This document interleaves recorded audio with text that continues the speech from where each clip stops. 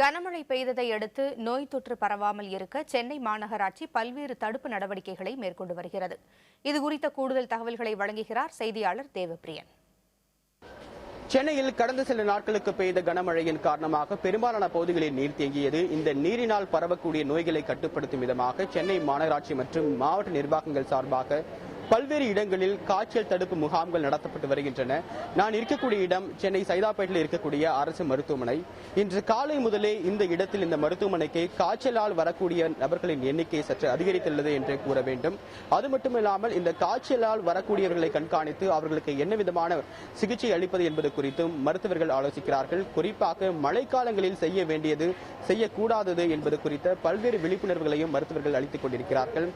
கடந்த 2 தினங்களாக சென்னையின் பல இடங்களில், குறிப்பாக திடீர் நகர், சைதாப்பேட்டை போன்ற பல இடங்களிலும் சிறப்பு முகாம்கள் நடத்தப்பட்டிருந்தாலும் கூட இனி வரக்கூடிய நாட்களிலும் சிறப்பு முகாம்கள் நடத்தப்பட தயாராக இருப்பதாக மாநகராட்சி தெரிவித்துள்ளது.